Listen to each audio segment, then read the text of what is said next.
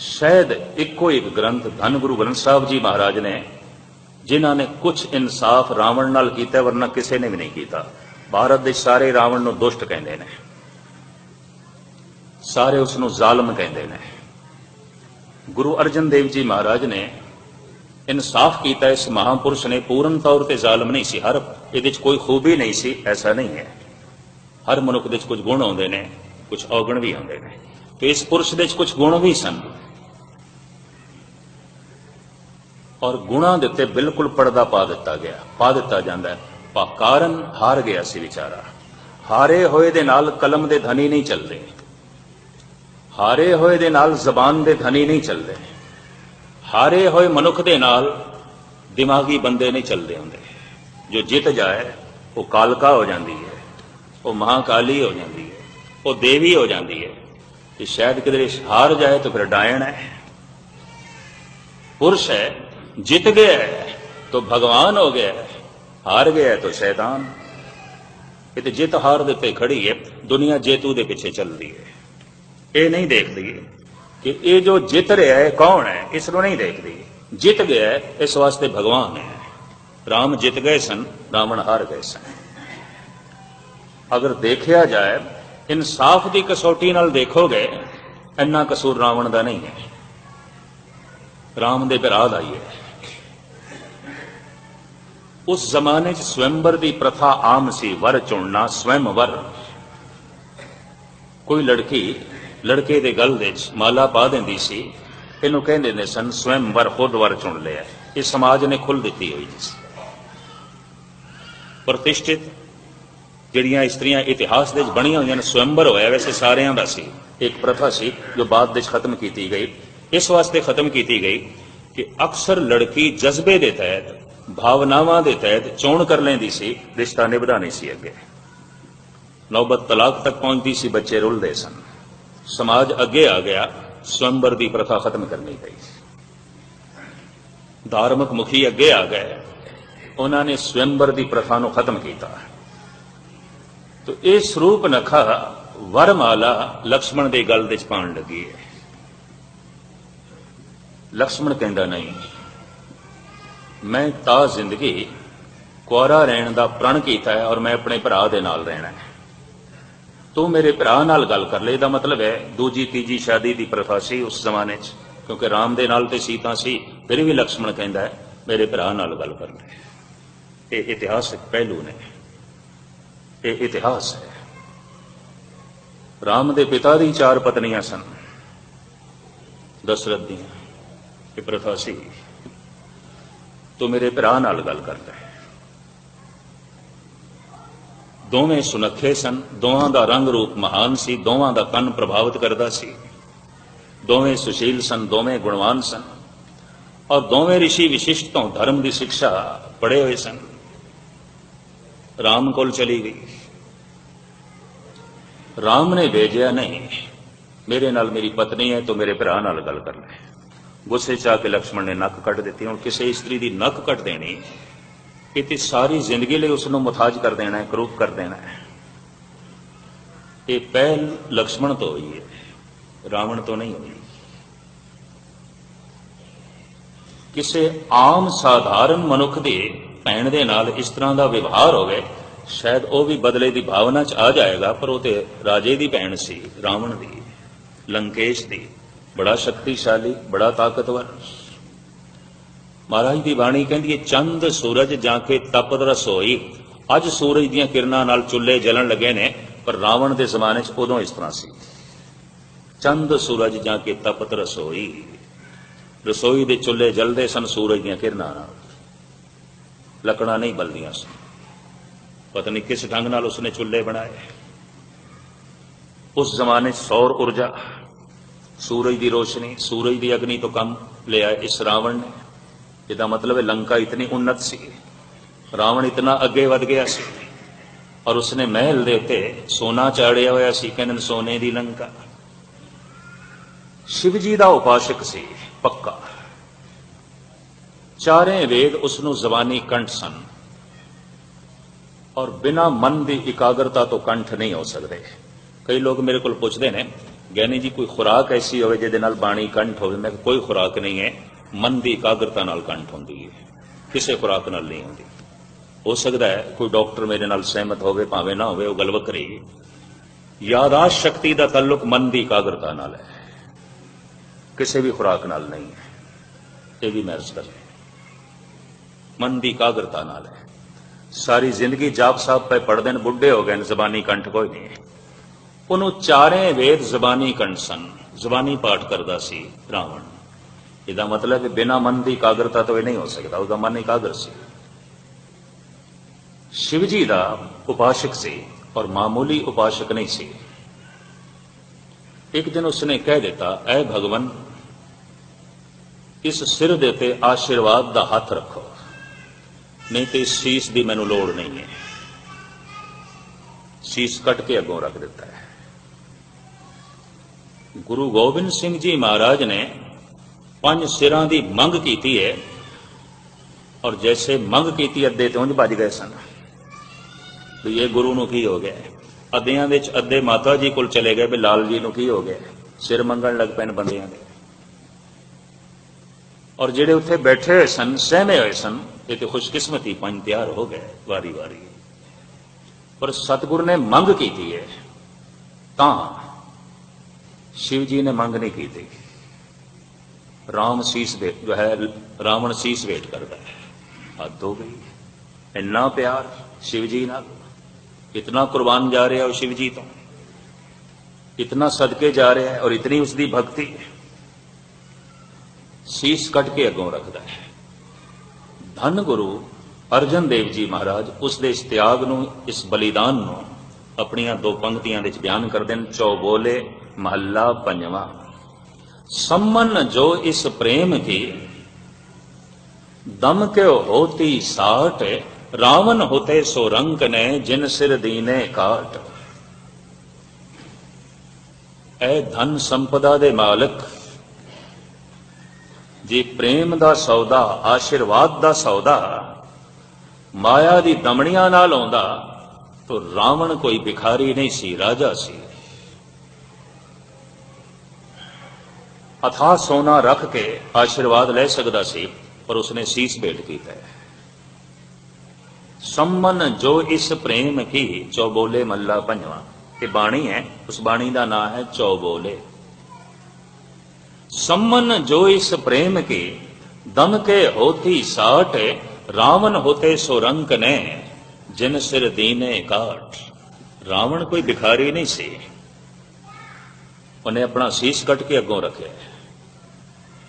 उन्होंने पता सी कि रब्बी पुरुषों का आशीर्वाद माया की दमड़ियां नाल नहीं मिलता, तो जे माया की दमड़ियां नाल जो आशीर्वाद दे देंदा है, उहदे आशीर्वाद की भी उतनी ही कीमत है जितनी उस माया की, इस तो ज्यादा कुछ भी नहीं है। ये भी महसूस करते हैं, वो आशीर्वाद उतना ही है जितनी माया है, बाकी कुछ भी नहीं है, कुछ भी नहीं है। सम्मन जो इस प्रेम के दम के होती साठ, रावण होते सो रंक ने जिन सिर दीने काट। हुण शिव जी का आशीर्वाद प्राप्त, 4 वेद जबानी कंठ ने, महाशक्तिशाली है, बड़ा ताकतवर है। हारिया क्यों? हार दा की कारण? कहंदे भिरा बागी हो गया। भिरा ने सारे भेद दस दिते राम नूं, विभीषण ने। भिरा बागी हो गया, भिरा गद्दार हो गया। जद भी कोई कौम हारदी है, भरावां करके हारदी है। जद भी कोई देश हारदा है, यकीन जानो अपने करके हारदा है। अक्सर सारी दुनिया के इतिहास पढ़ के देख लेना, कोई ना कोई अपने विचों रस्ता दस देंदा है, इंज हो जाता है। हिंदुस्तान दे एक कहावत मशहूर हो गई, घर का बेदी लंका डाले। सारी लंका तबाह हो गई सिर्फ विभीषण करके। रावण हार जाए सवाल ही नहीं पैदा होता। सारे राज दस दिते विभीषण ने रावण, इंज जित सकदा है, तो हो गई जित। मूर्छत होकर रावण गिरे है, सैकड़े बाण उसनों शरीर विच लगे ने, खून वग रहा है। कहते राम दे मुंहों आह निकल गई जैसे पश्चाताप और पता उसने लक्ष्मण ਨੂੰ ਕੀ ਆਖਿਆ, लक्ष्मण एक बहुत कीमती मनुख उसनों असी जमीन ते गिरा दिता है। मैं थोड़े सामने इतिहास के पन्ने पे रखदा, ए लक्ष्मण एक बहुत कीमती मनुख असी जमीन ते गिरा दिता है और इस दे आखिरी प्राण निकलन, ए लक्ष्मण तू जा इस दे कोल कोई कीमती ज्ञान की गल सिख लै। मैं ना 10-15 साल देखे ने सिखा ने पता नहीं कितने गिरा दिते मनुख, जिन्हां कोल दिल दिमाग सी, जिन्हां कोल सोच शक्ति सी। किसी ते इल्जाम ला के गिरा दो, किसी नूंज गिरा दो। गिराना तो आसान है। एक दरख्त नूं पैदा करन दे फुल फल तक अपनाउण दे 35-40 साल लग जाते हैं, उन्होंने कटदियां कितनी देर लगती है। गंढेंदियां 6 माह, तुणेंदियां 1 खिन। राम कहते ने लक्ष्मण एक बहुत कीमती मनुख जमीन ते गिर गया है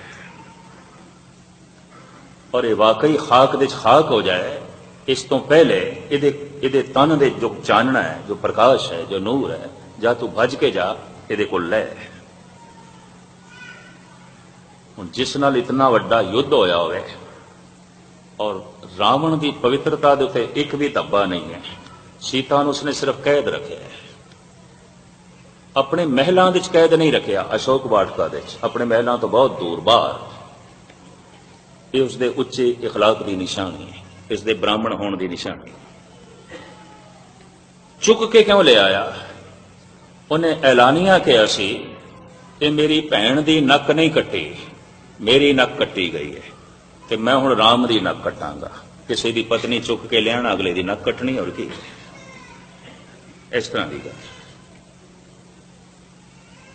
और लाला दौलत राय कहता है इस बहुत वड्डी जंग भयंकर युद्ध का कारण 2 इस्त्रियां ने, एक स्वरूप नखा एक सीता, इन्हां दोवां नूं एक पासे करदे युद्ध नहीं होना सी, ये जंग नहीं होना सी।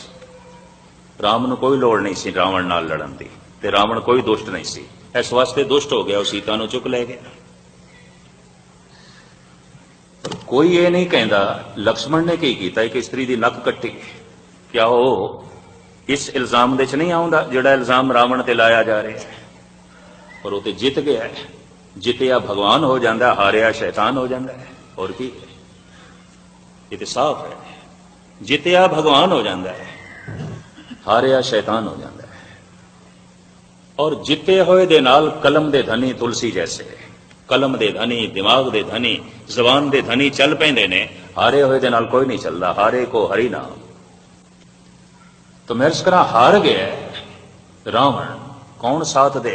कलम दे धनी, दिमाग दे धनी, जबान दे धनी, सोचने वाले, दार्शनिक, फिलासफर, चिंतक, कवि सब हट गए। किसी ने इसके हक च नहीं लिखा, दुष्ट है, शैतान है। पर सोचना चाहिए इसने क्यों किया? इसकी भैन की भी तो नक कट्टी है, तो नक कट्टण वाला कौन है? अगर सीता नूं चुक के लियाण वाला शैतान है तो नक कट्टण वाला कौन है? और वो भी किसी स्त्री की अबला दी, और वो भी कोई बहुत बड़ा कसूर नहीं, कोई कसूर नहीं। उस जमाने की प्रथा सी, उस जमाने का रिवाज सी स्वयंवर का, वो तो वरमाला पहनाण लगी, उसकी नक कट लेगी। ये तो बहुत बड़ा द्रोह है, ये तो बहुत बड़ा जुल्म है। पर नहीं आखांगे जालिम, क्योंकि जित गए ने। जो जित जाए वो भगवान हो जाता है, जो हार जाए वो शैतान हो जाता है। एक सही है, जेड़े गुण राम दे च ने उतने गुण रावण दे च भी ने। धार्मिक है राम, धार्मिक है रावण। विशिष्ट कुल पढ़े ने राम, पाठी ने, अच्छे नाम जपण वाले ने, रसिक ने, ईश्वर नूं मनण वाले ने, पर यह भी नास्तिक नहीं है। शिव जी का उपासक है, चारे वेद उसनूं जबानी कंठ ने। धार्मिक तौर पर दोहां का कोई मतभेद भी नहीं, घरेलू झगड़ा है, यह भी मैं अर्ज करते हैं। 2 स्त्रियां ने एक पासे करते हुए जंग नहीं होनी सी, लाला दौलत राय ने ऐसा ही लिखा है। तो खैर मुख्तसर में अर्ज करा, राम कहते ने ए लक्ष्मण बड़ा कीमती मनुख जा रहा है, गिर गया। असी जिस इंसान को जमीन ते गिराया है, ये मामूली पद्धर का नहीं है, बहुत महान इंसान है। जा इसके प्राण निकलन, इस तो पहले इसकी कुछ महानता अपनी झोली च पा ले, तू भज के जा। ਲਕਸ਼ਮਣ ਗਿਆ। ਰਾਮ ਜਿੱਥੇ ਨਿਰਮਾਣਤਾ ਦੀ ਮੂਰਤੀ ਸਨ, ਹਲੇਮ ਸਨ, ਉੱਥੇ ਲਕਸ਼ਮਣ ਦੀ ਤਬੀਅਤ ਬਿਲਕੁਲ ਇਸ ਤੋਂ ਉਲਟ ਸੀ, ਬਿਲਕੁਲ ਰਾਮ ਤੋਂ ਉਲਟ। ਉਹ ਜਿੱਥੇ ਸ਼ਾਂਤਮਈ ਸਨ, ਬਿਲਕੁਲ ਕ੍ਰੋਧੀ ਸੁਭਾਅ ਦੇ। ਉਹ ਜਿੱਥੇ ਦੂਰਦ੍ਰਿਸ਼ਟ ਸਨ, ਇਤਨੀ ਗੱਲ ਲਕਸ਼ਮਣ ਦੇ ਚ ਨਹੀਂ ਸੀ। ਇਹ ਵੀ ਮੈਂ ਅਰਜ਼ ਕਰਦੇ ਹਾਂ। ਸਿਰ ਦੇ ਭਾਰ ਖੜੇ ਹੋ ਗਏ ਤੇ ਕਹਿਣ ਲੱਗੇ, ਬ੍ਰਾਹਮਣ ਦੇਵਤਾ ਸੁਣਿਆ ਤੁਹਾਡੇ ਕੋਲ ਬੜਾ ਗਿਆਨ ਹੈ, ਬੜੀ ਸਮਝ ਹੈ, ਕੋਈ ਕੀਮਤੀ ਗੱਲ ਸਾਡੀ ਝੋਲੀ 'ਚ ਵੀ ਪਾਓ ਜੋ ਸਾਡੀ ਜ਼ਿੰਦਗੀ 'ਚ ਕੰਮ ਆਵੇ। ਅੱਖਾਂ ਖੋਲੀਆਂ ਨੇ ਇਸ ਤੜਪਦੇ ਰਾਵਣ ਨੇ, ਔਰ ਇੰਜ ਮੁਸਕਰਾਇਆ ਹੈ ਜਿਵੇਂ ਕਿਸੇ ਬੱਚੇ ਤੇ ਕਿਸੇ ਨਾਦਾਨ ਤੇ। ਅੱਖਾਂ ਮੀਟ ਲਈਆਂ, ਤੜਪ ਰਿਹਾ ਸੀ ਵਿਚਾਰਾ, ਪ੍ਰਾਣ ਨਿਕਲ ਰਹੇ ਸਨ, ਨਹੀਂ ਕੁਝ ਬੋਲਿਆ। ਲਕਸ਼ਮਣ ਵਾਪਸ ਆ ਗਿਆ, ਕਹਿੰਦਾ ਭਗਵਾਨ ਉਹ ਤੇ ਬੋਲਦਾ ਹੀ ਨਹੀਂ, ਤੇ ਜਦ ਬੋਲਦਾ ਹੀ ਨਹੀਂ ਉਹਦੇ ਕੋਲ ਕੀ ਗਿਆਨ ਲਈਏ। ਰਾਮ ਕਹਿੰਦੇ ਨੇ, ਪੁਰਖਾ ਤੇਰੇ ਕੋਲ ਉਹ ਵਸਫ ਨਹੀਂ ਹੈ ਗਿਆਨ ਲੈਣ ਦਾ। ਜਿਸ ਦੇ ਕੋਲ ਗਿਆਨ ਲਈਦਾ ਹੈ ਉਹਦੇ ਸਿਰ ਦੇ ਭਾਰ ਨਹੀਂ ਖੜੇ ਹੋਈਦਾ। ਜਾ ਉਸਦੇ ਕਦਮਾਂ ਦੇ ਵਿੱਚ ਖੜਾ ਹੋ ਤੇ ਹੱਥ ਜੋੜ ਕੇ ਗਿਆਨ ਦੀ ਮੰਗ ਕਰ। ਹੁਣ ਜਿਸ ਦੇ ਕਦਮਾਂ ਦੇ ਵਿੱਚ ਰਾਮ ਆਪਣੇ ਭਰਾ ਨੂੰ ਖੜਾ ਕਰਨਾ ਚਾਹੁੰਦੇ ਨੇ, ਯਕੀਨ ਜਾਣੋ ਮਨੁੱਖ ਕੋਈ ਮਾਮੂਲੀ ਪੱਧਰ ਦਾ ਨਹੀਂ ਹੋ ਸਕਦਾ, ਬੜਾ ਕੀਮਤੀ ਮਨੁੱਖ, ਵਕਤ ਦਾ ਕੀਮਤੀ ਇਨਸਾਨ ਹੈ। ਕਦਮਾਂ ਦੇ ਵਿੱਚ ਖੜਾ ਹੋਇਆ ਲਕਸ਼ਮਣ, ਔਰ ਕਹਿੰਦਾ ਹੱਥ ਜੋੜ ਕੇ, ਐ ਬ੍ਰਾਹਮਣ ਦੇਵਤਾ, ਜੋ ਜ਼ਿੰਦਗੀ ਦਾ ਕੀਮਤੀ ਅਨੁਭਵ ਹੈ ਇਸ ਆਖਰੀ ਸਮੇਂ ਸਾਡੀ ਝੋਲੀ 'ਚ ਪਾਓ।